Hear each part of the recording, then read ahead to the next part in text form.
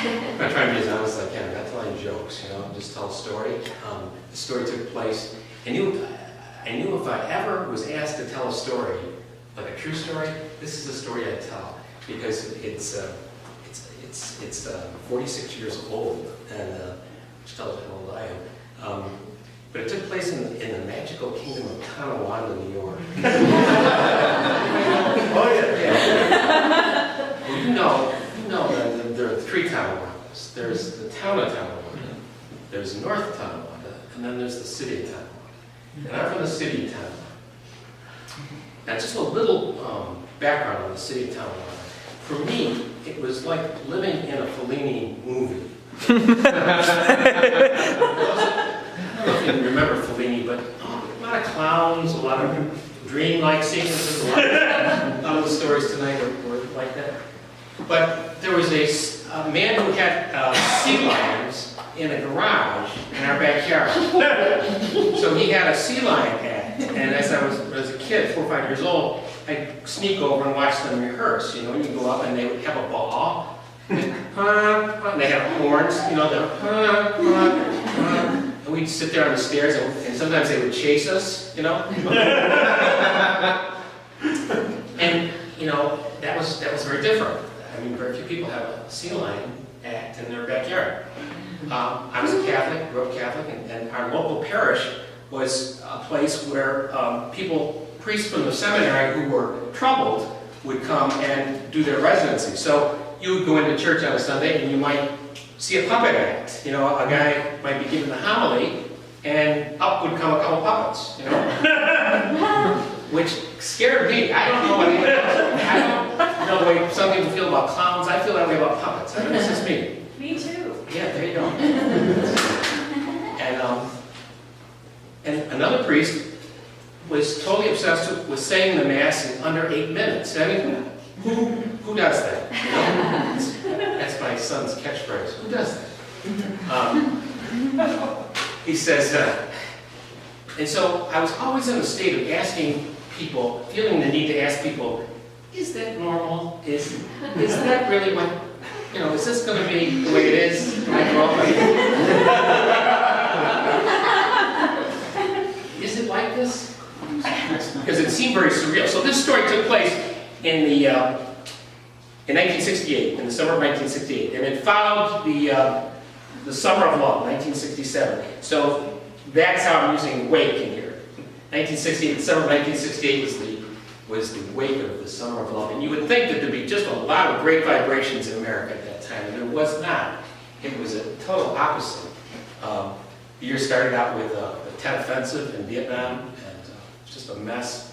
Martin Luther King was shot in April.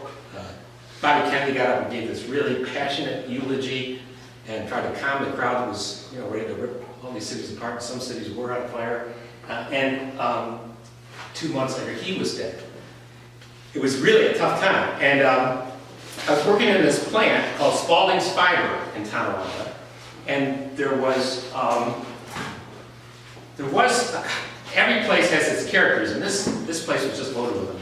There was this kid, and we're going to call him the kid for the purposes of our story tonight, who was always in the break room and always reading a book with a plastic cover over it.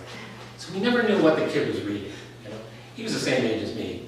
But I always hoped it was Philip K. Dick, but I'm not sure.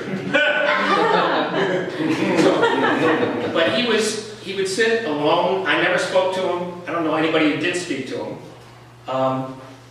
And then there was this big foreman by the name of Ace, and that was his real first name. I don't know what his last name was. He was Polish.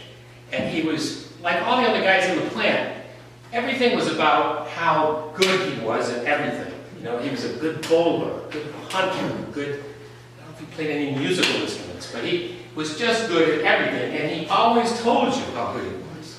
And he'd come into the break room and tell you that. So anyways, as you can imagine, eventually Ace decided to pick on the kid. Okay, the kid's never bothered anybody, never said a word, but he started working on this kid. And eventually Ace figured out that this kid probably, being an intellectual that he was, hopefully, we're not sure, we don't know, he could get to him. And he tried.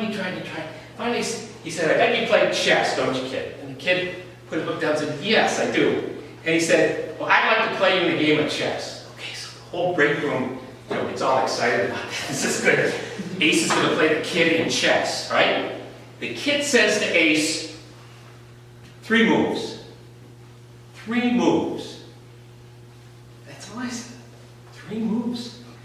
And, it's been a long time since this happened. So before I came tonight, I went on YouTube and figured out, could you win a chess match in 3 moves, And you can. So the night of the big chess match comes, and the break room is just packed in this plant, then they're looking. Okay, so Ace is already at the table. He's put his men in place, and the kid comes in. Sits down. And we're all packed around. Everybody's smoking. And guys don't have any digits. A lot of guys have lost. If you had all your digits in Tonawandas, you sold insurance. And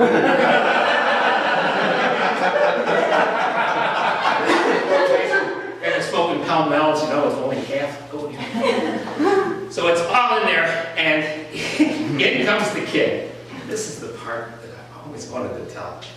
The kid walks in, and everybody knows he's told Ace he's going to do it in 3 moves, right? 3 moves. And you have to, it's very precise, you can do it.